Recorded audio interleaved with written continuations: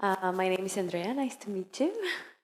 I would like to ask, because I know that everything changed, and the only thing that we can do is accept, for be fine with that. But then you have a lot of resistance to accept. So what we could do with that resistance? Well, the resistance is, again, that's where you start recognizing, I mean, it's just natural. You can't wish it away just because you'd like it to not be there. And you have to, you start accepting the reality that, yeah, the mind resists. It resists change. It resists being peaceful. It resists being good sometimes. But but then it's looking and seeing, wow, that's painful, or that's just really unsatisfying. It really is not a way to really brighten the heart. So it's just that willingness to look, and that's where it takes a real honesty to reflect, and because the mind is incredibly quick, and we've got, we hire really good lawyers on our side to make a case for all of our defilements. I mean, and it's all very, it seems righteous and good, but in the end, you realize, oh, this is this is another form of distraction and creating problems for myself and for others. So it's just that honesty, and it's not a again, this is where patience is so important. This spiritual path is not realized just through wishful thinking or even through good intentions and tremendous effort. It's realized through patience. Just being willing, and one of the things with the English language, it's hard sometimes to convey the, say, religious or spiritual concepts in another language, because they say patience. When you say, you just need to be patient, or you need more patience, oftentimes in the English language, what that means is, patience means sort of putting up with something unpleasant until it's over, which is not a beautiful spiritual quality. But patience from a Buddhist perspective, the word that is used is actually what is called a spiritual perfection, khanti. And some things aren't better translations, or not yet anyway, but the quality of khanti, of patience in English, is a willingness to be present with what one is experiencing, whether it's pleasant or unpleasant, whether it's wanted or unwanted, and just being able to be steady and clear within the experience of what is in front of one. So that's where real transformation takes place, in that kind of clear seeing.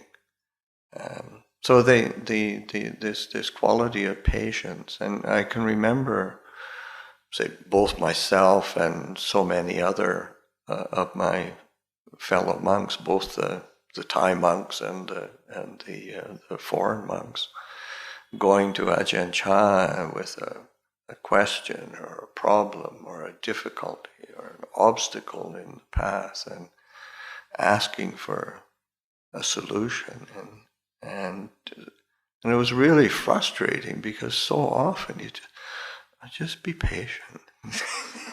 That was exactly what I didn't want to hear.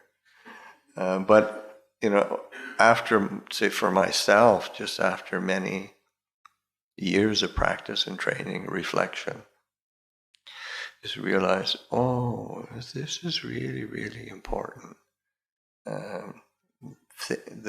Because change, if there's a quality of like a steadfastness in the awareness and clarity, change is happening and we're not shaken by it.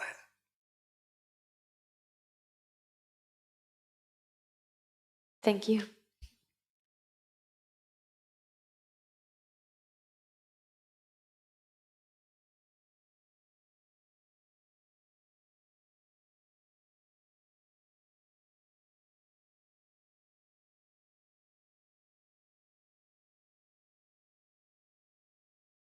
When that flower is new, if we're aware of its impermanence and we accept that and we know it's coming,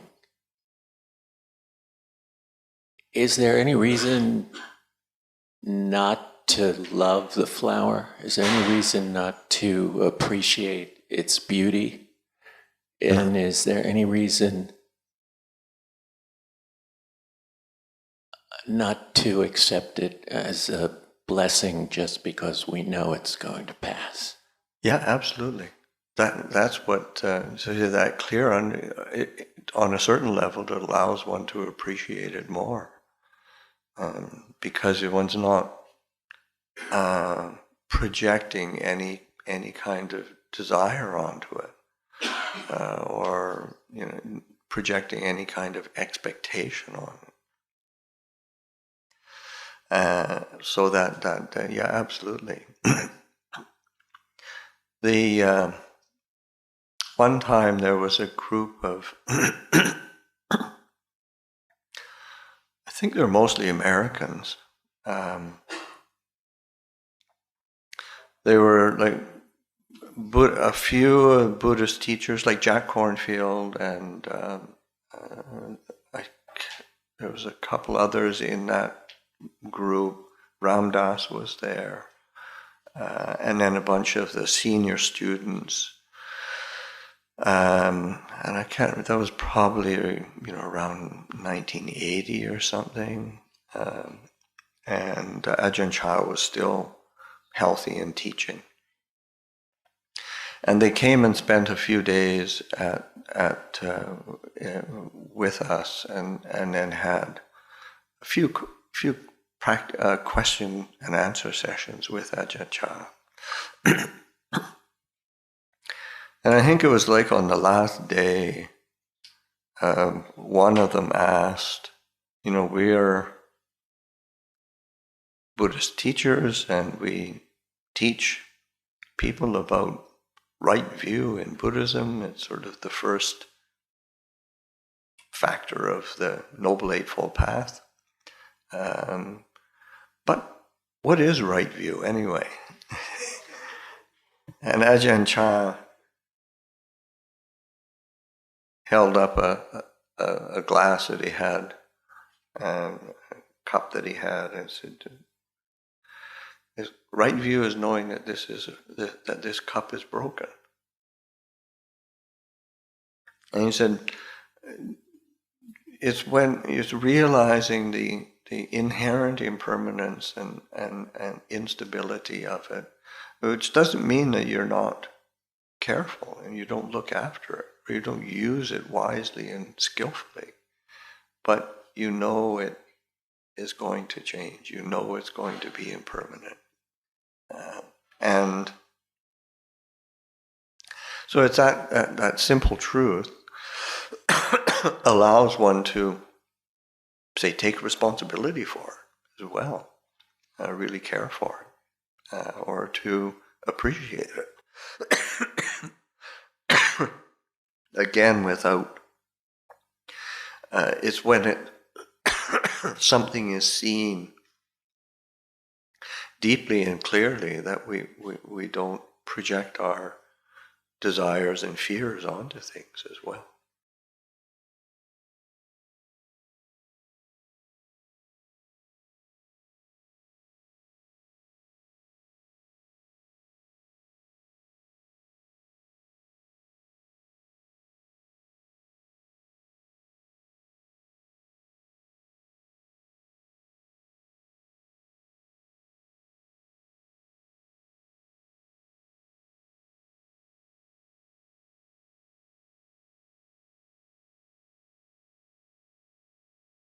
Swamiji, it is more personal question.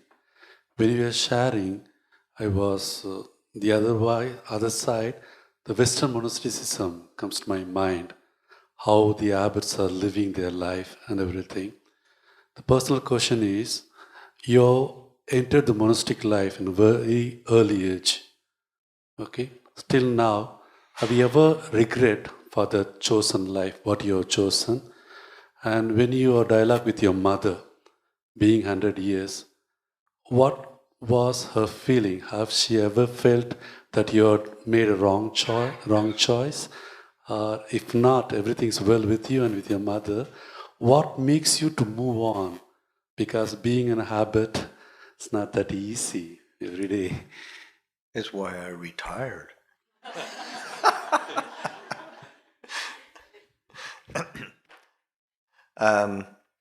No,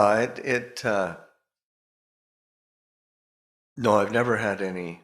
I mean, the nature of the mind is to doubt, but it's never really. I've never had a. Once after my really, let's say, after my first year or two, I've gone through all sorts of difficulties, but I've never had any sense of doubt that this isn't the right thing to be doing. What I have felt is just tremendous gratitude and a sense of humility that wow, I really lucked out in this lifetime and met a true path. I met a true teacher. I have lived with good fellow practitioners. And, of course, one of the things Ajahn Chah did, it was in my 9th year as a monk, and he told me to go and be the abbot of the international monastery. And I'd actually, I had spent time there, but I've also avoided it at other times because I just found it really irritating. Living with other human beings is not easy. And then, supposing to be in a position of leadership and training, and then it's, there was a learning curve. But I think similar to what Ajahn Chah said, he had these great experiences, but his wisdom didn't really come until the taking on of teaching and training and having to be a leader, because you can't lead just by telling people what to do and they're going to obey. Like, forget it. So as you can have all the exalted ideas of what an abbot might be, but in the end, mostly what you do is pick up the trash and close the doors after people. I'm sure that Swamiji appreciates that.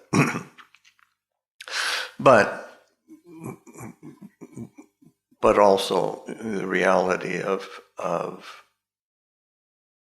everybody else is a mirror for oneself.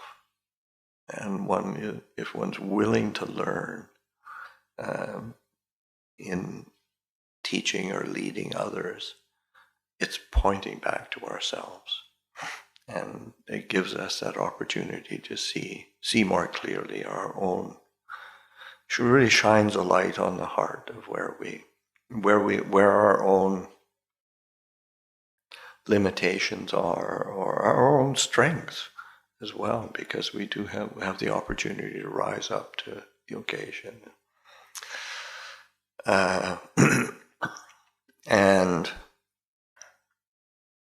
And I did, and as I said, I have stepped down as the abbot. and turned over the duties. And one of the reasons why I stepped down also is it does take a lot of attention, takes a lot of energy, and I've been an abbot because I was abbot of the international monastery in Thailand for 15 years. I was the abbot of Abhayagiri monastery where I'm for like 21 years before I stepped down. But what I started seeing in myself that I was, one, I was getting older, and you just don't have the energy, or you don't care, and it's not good. Especially in a position of leadership, and you have to be willing to pay attention. You have to be willing to do that. And I was just finding myself, seeing things that, before I would point it out or correct or do something.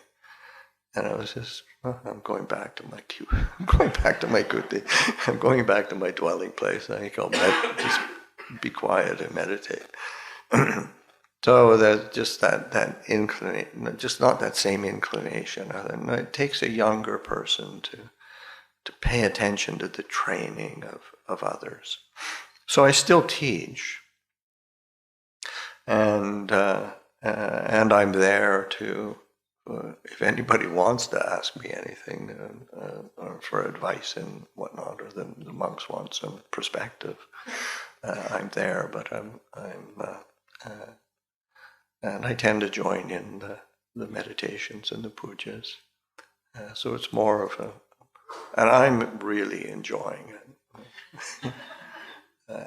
After many years of just active leadership, to be in a bit more of a I wouldn't say passive role, and let the new generation of monks take on the training, take on those responsibilities, and try to keep my mouth shut. It's too easy to sort of, I would have done it like this. It's not useful. And with my family, my family has been incredibly supportive. They had no idea what I was doing, but they've been very supportive. I remember somebody asking my mother, this is years and years ago, and I'd been a monk for quite a long time already. It was obvious I wasn't going to be doing anything else. And asking my mom, what did you think when he ordained? Did you not have objections?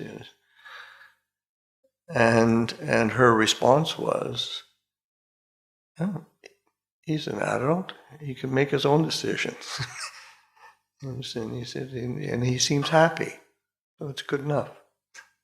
So it's quite. And my mother has her. She has a strong Christian faith, and she goes. I met her church group at her 100th birthday. Very sweet people. But she comes to the monastery. She joins the evening pujas. You'll never see her at a morning puja. And joins the teachings. She'll join the tea time Q and question and answer sessions. She's interested in what's happening. She's very supportive. But that, I'm very fortunate, and I'm not unaware of that. What makes you keep on moving? Well, I want to be free. It's just and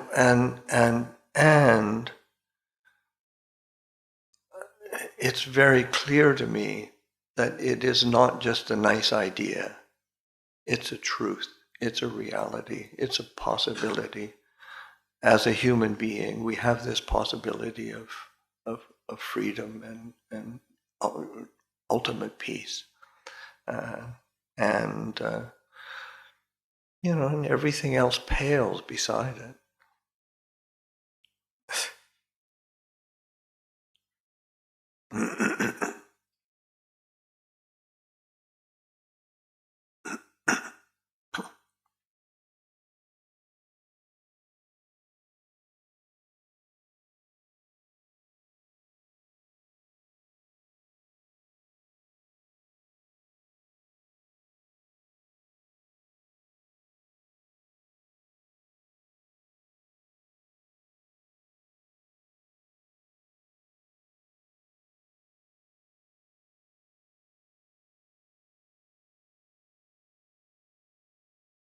Sorry, for one more question.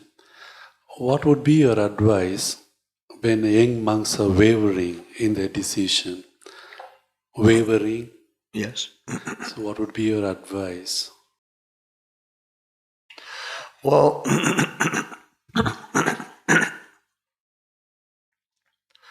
the thing is, one has to be willing to look at that wavering and indecision, doubt that one has, and see it as a doubt. Rather, because oftentimes what happens is we experience wavering or doubt, and then we have a sense of fear or insecurity or projection that I'm not a good enough person because I'm so doubtful, or because I'm not clear, or I'm not. So then being able to have that sense of just okay, that's what doubt feels like. That's what wavering feels like, and this is uncomfortable. It's unpleasant. So that this is dukkha. This is suffering. It's not sort of suffering in terms of sorrow, lamentation, pain, grief, and despair suffering. It's that feeling of dis-ease, that feeling of just things not being steady. And sometimes those are harder to work with because we don't want it to be there. But just being able to be comfortable with acknowledging I have a doubt, and actually clarifying it. Oh, that is a doubt. That's wavering. That's uncertainty. One of the my own, that was for me in terms of obstacle that I felt in my spiritual path. Of course, had everything along with it, but one of the ones that I felt really strongly was like doubt, fear, anxiety. Because you have doubt and you get anxious about it. You get anxious, so you doubt about it. So it goes around and around. And one of the things that really helped me was to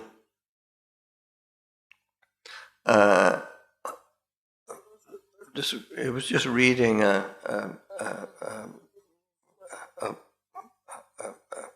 short Dhamma teaching and just an analysis of mental states that say doubt and wavering, or doubt and uncertainty is what's called you have root defilements in Buddhism. So greed, hatred, delusion. These are your root defilements that stain the mind. And so that doubt and uncertainty being a moha condition. So moha is like delusion. Delusion, and its basic manifestation is lack of awareness. And its counterpoint is just being aware. And just returning to mindfulness, returning to awareness, returning to the knowing. And the way to do that, one of the things that's like oftentimes how we try to counter doubt is by convincing ourselves of something that we won't doubt in, which is not how it works. Because the nature of doubt or wavering is to be doubtful and to be uncertain about it. It's doing its duty. But the way through is just through a continuity and stability of awareness and knowing, and just coming back to the body. Like so often we try to fix our minds and just get more entangled up and bogged down because our minds are a mess. But coming back to the body and establishing mindfulness of the body, using the body as an anchor in a continuity of awareness and attention, then you find mental states like uncertainty or doubt or wavering dissipating because it doesn't have anything to grab onto. It's seen. There's a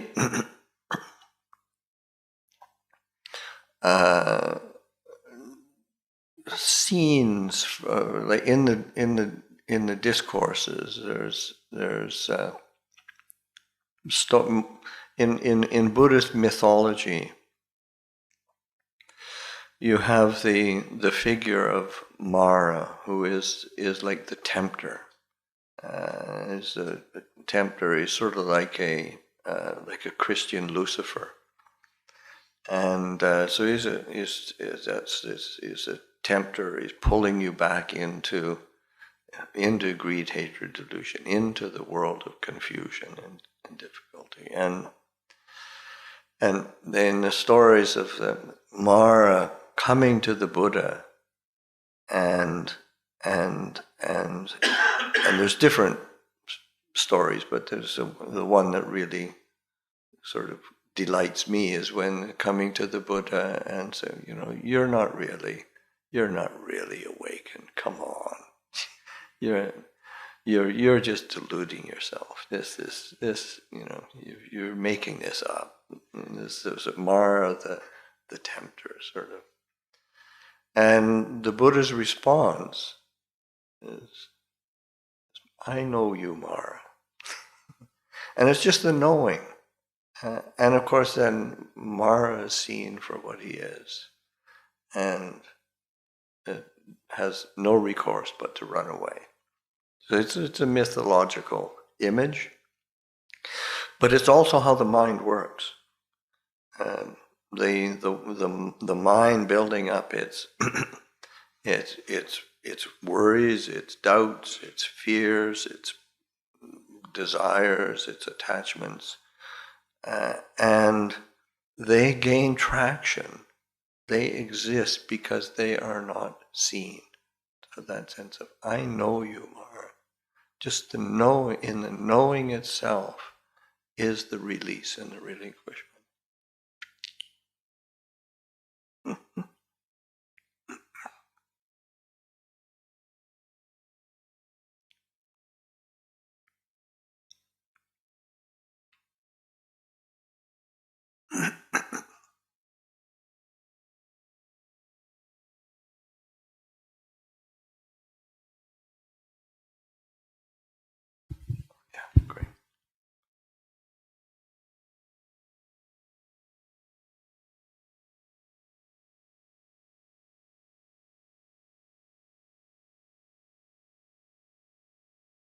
Madam.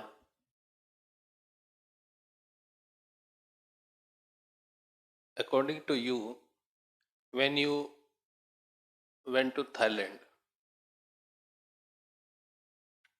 it was your divine plan or it was your decision?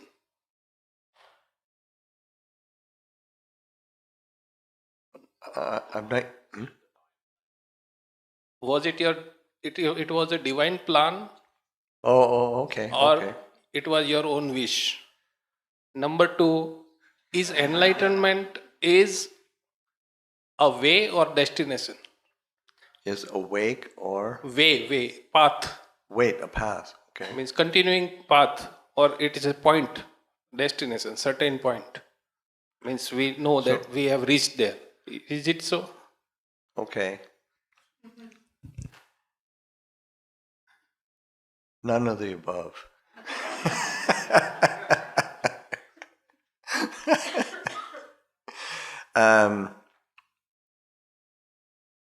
I mean, there's, in the sense of a divine plan, certainly I felt that I was kind of looked after and drawn, but I also had to make skillful decisions and stick to them in order for that to manifest and to continue to stay. Because the mind throws up all sorts of alternative divine plans as well. So, we get lost very easily. And then, say, is enlightenment the path? The path is one thing, say, enlightenment is another. In the sense that, in the same way that, say, a mountain just exists, it is. And because an awakening or enlightenment or realization is of the unconditioned, and so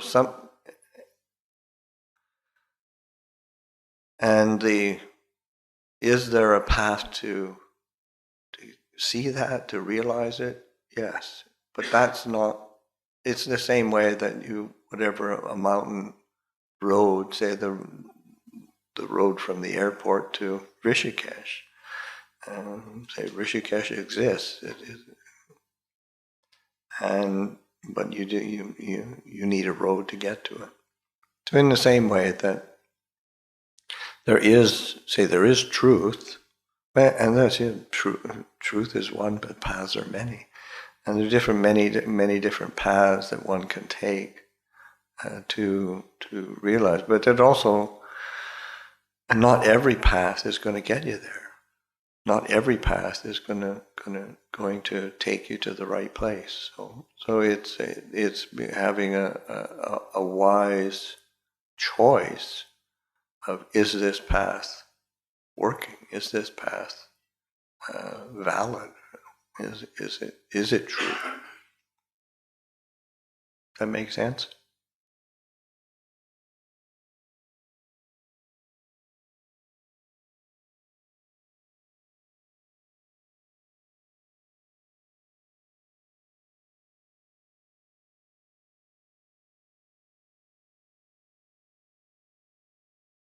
Sawadee-ka, Ajahn.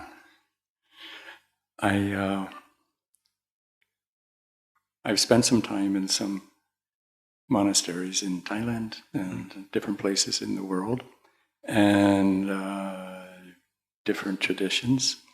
And at some point I found myself at the San Francisco Zen Center, a practitioner of Zen, and they chant the Heart Sutra. I've been hearing a lot of references to the path here, a path that will take us somewhere. And in the Heart Sutra, daily, in the mornings, we would chant, no knowledge, no path, no knowledge, no attainment. With nothing to attain, one attains. Could you help me understand the paths we're talking about here, and a Zen no path? Right. Well, I mean, that's say a flavor of Zen, certainly, and a flavor of the Heart Suit is from the Prajnaparamita compilation of teachings. So that it's and there, you're looking at sort of say ultimate teachings, and it's really helpful to have those pointers to an ultimate,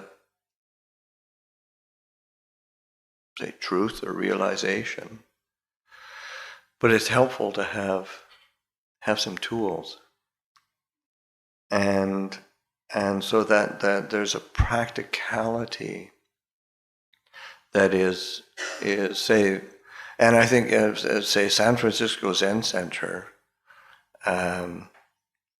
yes, you chant that sutra every day, and there's a lot of communal practice, and there's a lot of work that gets done, and a lot of so that there's expedient means, and there is a trying to hold it in the right perspective, and not get, because the thing is you can't get lost in one or the other, in that sense of a holding to ultimate truth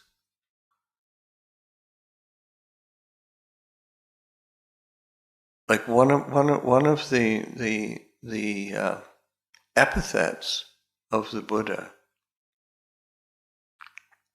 and say in our Pali chanting, Vijajarana Sampanno, perfect in knowledge and conduct. And so Vijja is like true knowledge, true understanding, and that would say equate to the truths of the say the Heart Sutra, and as an expression of the non-clinging, non-grasping of anything. But then perfect in conduct as well. How do you live it? And it's just so essential to live truth in a way that it has this integrity, and because it doesn't make one, just because one is attained to some complete realization, doesn't make one just floating on a cloud of bliss all the time. You actually deal with realities of the human existence, of aging, sickness, death, of contact with the pleasant and the unpleasant. You can't get away from that. Even as a fully awakened Buddha, you still have to deal with the worldly dhammas, praise and blame, gain and loss, and the fortune, good fortune, bad fortune, happiness and ease, discomfort. Those are inevitable realities of, as long as we're still breathing in and breathing out, we're going to experience that.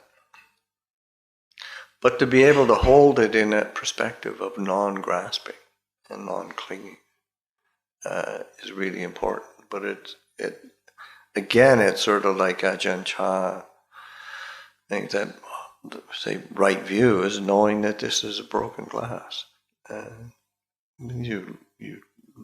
It doesn't mean it doesn't exist and you don't have to deal with it anymore. You still have to deal with it. You still have to use. You still have to look after it, and so that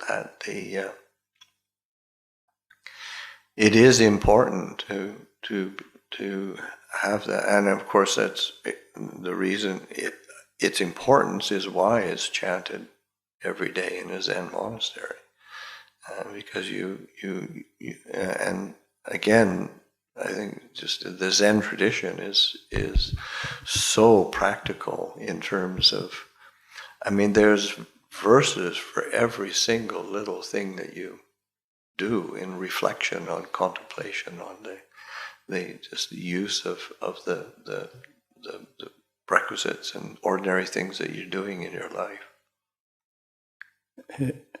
So I think I'm understanding the pith of what you're saying is that you need some support, and if there's a path there, it's not something that exists that I should grasp for.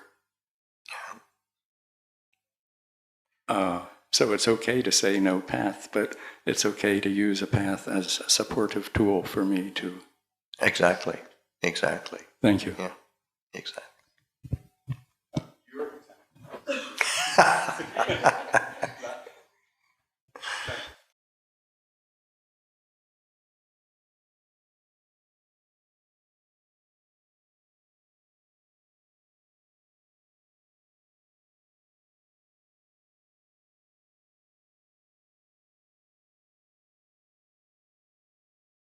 Namaste, everyone.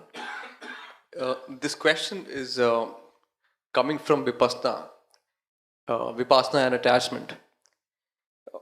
I was just thinking right now, we were talking about looking at a rose and understanding that the rose is going to change sometime.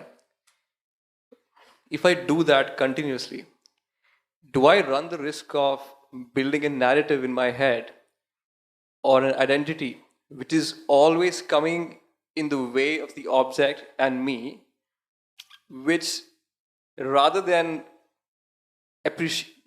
helping me appreciate the beauty of things, actually kind of hinders the beauty, because then when I'm looking at anything, I'm looking at it from a lens of that narrative that is going to change. So I never really appreciate it for what it really is. I do appreciate the thought which comes in, and the thought is beautiful in a way that, yeah, this is going to change. But don't you think that when I do that continuously, and it's possible that I don't have to do it, that's probably my question is also going, is that I'm running the risk of kind of destroying the beauty of it, because there is beauty in objects also. If you look at it without the narrative, without any resistance, a narrative, there is tremendous beauty in things. Well, the problem isn't the beauty. Yeah. The problem is how we relate to it. Yeah. In the same way that the problem isn't that things are impermanent, it's how we relate to it. And so it's whatever we can do to shine a light on our inherent kind of prejudices or biases of the mind. That's what we're trying to understand, because it's not about finding a perfect position that you can be in. What you're doing is finding a place of balance that you're not shaken by anything.